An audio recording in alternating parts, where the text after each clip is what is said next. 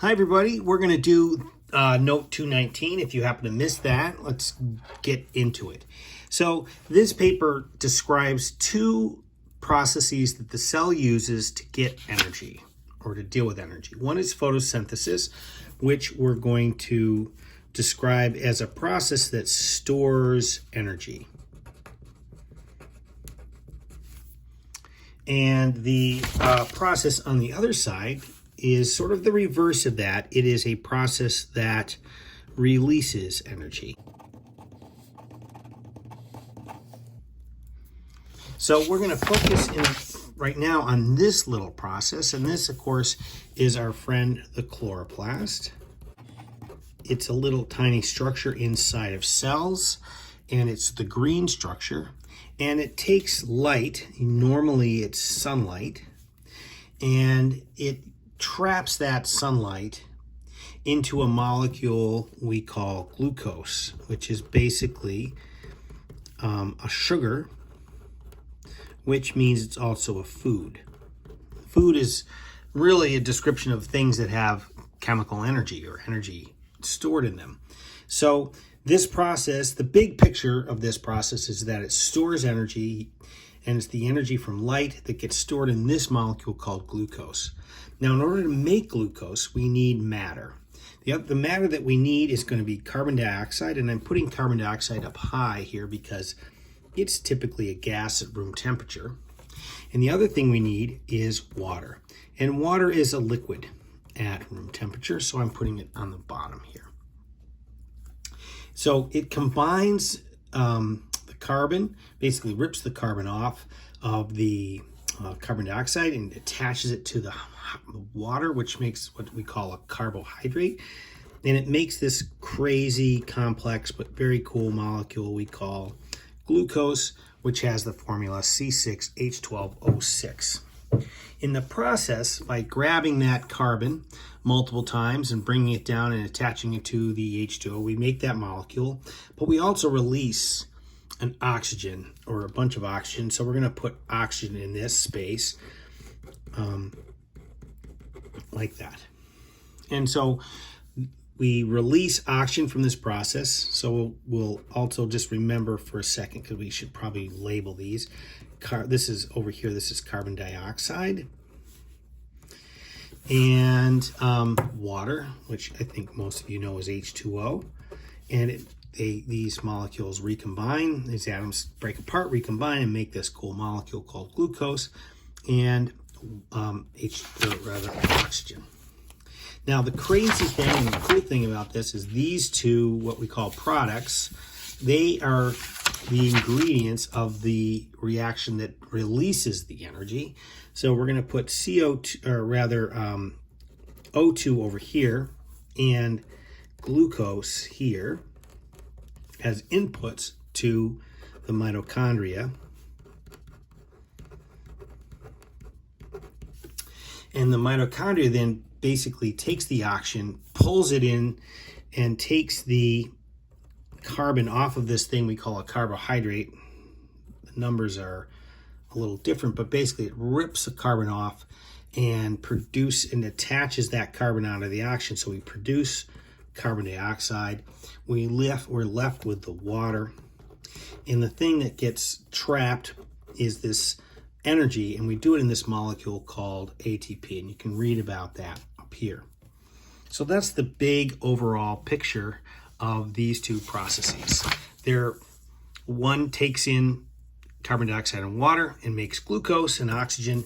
The other, strangely enough, takes in oxygen and glucose and makes carbon dioxide and water. So they're the reverse of one another. So the next phase of this lesson is to just deal with a little story about how this happens. So we're going to just fill in these little bits and pieces as we go along and try to paint a picture of this process about how does a plant end up getting the ingredients and how does it deal with the products. So tubes called xylem carry water from the roots of the plant. Remember, we've talked about this, that plants get water from the roots to the plant. So basically they travel up in these little tubes called the xylem, And then once it's in the xylem, the water diffuses from these tubes into cells wherever there is a higher concentration of water in the tubes, that is in the xylem, than in the cell. So you have the tube diffusing water into a cell. The same thing essentially happens with carbon dioxide. Carbon dioxide enters the plant through these little holes that are in the leaves called the stomata. So the leaf you look at actually has lots of little holes in it. And once inside the leaf, that is the glucose molecule, or rather the carbon dioxide molecules, they diffuse into the cells whenever the concentration outside the cell is higher than inside. So we're going to apply this idea of diffusion over and over again here.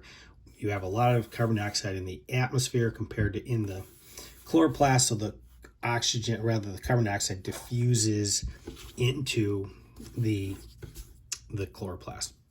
And then the sunlight, it's not even a thing. It's not even matter. It's just energy, or it is energy, and it can travel through the cell walls and into the membranes. Now this is the process. Once in the chloroplast, what the chloroplast does is it uses the sun's energy to break apart the carbon dioxide molecule and the water molecule, and actually quite a few of these, and then it reassembles them to form glucose, which we can write like this, but we can also remember it's actually C6H12O6. So we take these atoms, lots of them, and recombine them to make this bigger molecule, which contains the energy and oxygen molecules. Glucose is so important because it can store some of the energy of the sun inside it. That's what makes it so special. Basically, all the energy we use is from this process. So now, once you make glucose and oxygen, right, we have what we call the products. We're going to follow those. So once the chloroplast makes oxygen, it diffuses around the cell. Some always finds its way to the mitochondria. Remember, on the other side, we have mitochondria, and these are the things that are burning the oxygen. So there's always a low concentration of it. So some of it diffuses out of the cell too, some of this oxygen, and goes off into the air, which is why we have oxygen to breathe actually in the atmosphere. Then the glucose that's produced, the whole point of glucose is to store energy from the sun in a glucose molecule. Once that glucose is made, the glucose diffuses. Remember, we're using this big idea we learned in the egg lab over and over again to where there's less of it. So glucose has two destinations. It can be used as a building block to grow, that is, make the plant bigger. Obviously, the plant starts as a seed and gets bigger. How does it get bigger? It gets bigger because it stacks up those glucose molecules and builds itself to make itself bigger. The other big focus is it's used by the mitochondria to charge up ATP. So that's our story there. Now we're going to focus in on these products being used by the mitochondria on the other side. So here, oxygen, which we start with from the chloroplast, oxygen diffuses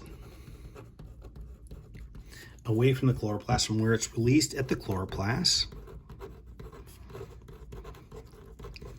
And there's lots of it, to where it gets used up, so there's less of it at the mitochondria. So the same way, if you ever make a fire, you always have to feed the fire with fuel because it's burning the fuel. You constantly have to feed this in because there's always a low concentration where it's being used up. So that's what they're talking about there. And the same thing happens with glucose. Glucose diffuses from where it's made in the chloroplast to where there's lots of it there, to where it gets used up by the mitochondria. Now, once in here, remember, I like to draw this little mitochondria kind of like a little fire. That is, little fire is happening inside of this little organelle. That is, it's burning these substances. So what the mitochondria does is it takes oxygen and glucose, and what burning is, right? Burning, it turns out, which is quite strange, is basically taking these molecules and breaking them apart. The energy in the glucose, right? The energy in the glucose is used to recharge the ATP, and then the oxygen and the glucose pieces are made into the products, which is carbon dioxide and water, and then of course some ATP. So these, obviously, these guys now diffuse out. So the water made by the mitochondria diffuses to wherever it's needed, wherever there's less of it. Remember, it's always going from high to low, so it's just diffusing out. And some of it diffuses out of the leaf, and some of it diffuses over to the chloroplast. Same thing with the carbon dioxide. That is, the carbon dioxide made by the mitochondria diffuses to wherever there is less of it. A lot of it diffuses out of the leaf and a lot of it into the air. And then remember, it takes that energy that's being released and it charges up this little, I like to think of this, I sort of draw it like a little battery.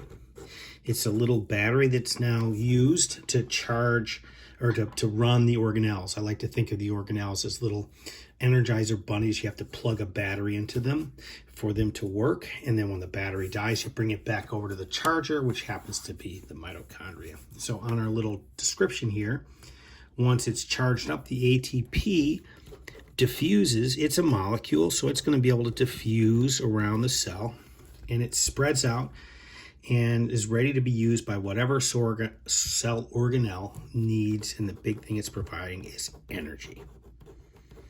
And this is the whole point. So that's the story. We have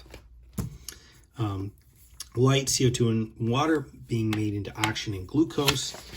Oxygen and glucose are then going into the chloroplast, where it's being burnt by this process called cell respiration, releasing CO2 and water, and then this whole process starts again. So hopefully that's been useful to you. Thanks for listening, and thanks for taking notes.